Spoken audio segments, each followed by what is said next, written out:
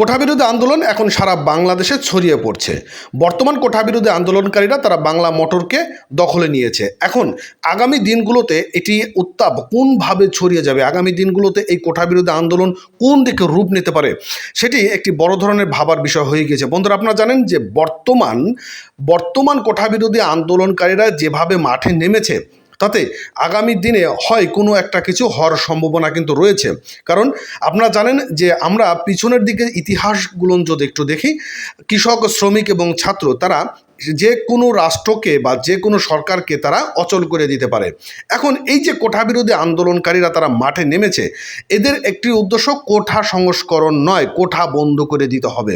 কারণ এই যে এই কোঠার কারণেই মেধাদের ভালো জায়গার সুযোগ হচ্ছে না। আর এই ভালো জায়গার সুযোগ না পাওয়ার জন্য দেশ আগামী দিনে অচল অবস্থার মধ্যে পড়ে যাচ্ছে। তো আজকের খুবই গুরুত্বপূর্ণ একটি নিউজ আমি আপনাদের মাঝে শেয়ার করব। প্রথম আলো পত্রিকা থেকে নিউজটি নিয়েছি। চলুন আজকের নিউজটা আমরা একটু রিভিউ করে আসি। বর্তমান কোঠাবিরোধী আন্দোলনকারীরা বাংলা মোটরকে কোনভাবে তারা দখল করে নিয়েছে। সরকারি চাকরিতে কোঠা বাতিলের দাবিতে টানা দ্বিতীয় দিনের মতো শাহবাগ, বাংলা মোটর, কারণ বাজার, ফার্মগেট, সায়েন্স ল্যাব মোড় এবং গুলিস্তান জিরো পয়েন্টে ঢাকার বিভিন্ন এলাকায় সড়ক অবরোধ করে রেখেছে আন্দোলনকারীরা। পূর্ব ঘোষিত বাংলা ব্লকের কর্মসূচি অংশ হিসেবে আজ বিকাল 4টার পর এই অবরোধ শুরু করে দিয়েছেন। বন্ধুরা, আমরা বারবার দেখে আসছি যে ছাত্ররা তারা পারে না এমন কোনো কাজ নেই, সব কিছু পারে ছাত্ররা। তারা যখন মাঠে নেমেছে কোনো একটা কিছু হবে, হয় তারা জীবন দেবে, না হয় তারা এর বিরোধে কিছু একটা রুখে দাঁড়াবে, একটা সমাধান আসতেই হবে। রামপুরা এবং বাড্ডায় সড়ক অবরোধ করা হচ্ছে বলে শাহবাগের সমাবেশ থেকে আন্দোলনকারীরা জানিয়েছেন এবং আন্দোলনরত শিক্ষার্থীরা সড়ক আটকে দেওয়ায় গাড়ি চলাচল বন্ধ হয়ে গিয়েছে।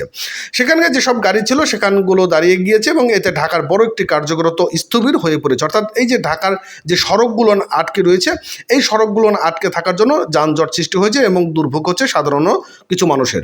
এবং সরকারি চাকরিতে কোঠা ব্যবস্থা করে 2018 সালে সরকারি জারি করা পরিপত্রে পূর্ণ বহাল সহ 4 দফা দাবি আদায়ে শিক্ষার্থীরা এই আন্দোলন শুরু করেছেন।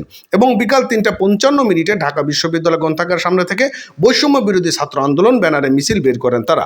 এবং মিছিলটি ক্যাম্পাসের বিভিন্ন সড়ক ঘুরে শাহবাগ মোড়ে এসে বিকাল 4:30টার দিকে এবং মিছিলের সামনে অংশটি সড়ক অবরোধ করে হোটেলের, এন্টারটেনমেন্টের এবং বাংলা মোটর দিকে চলে যায় এবং পিছনের অংশটি শাহবাগ মোড়ে অবস্থান নেয়।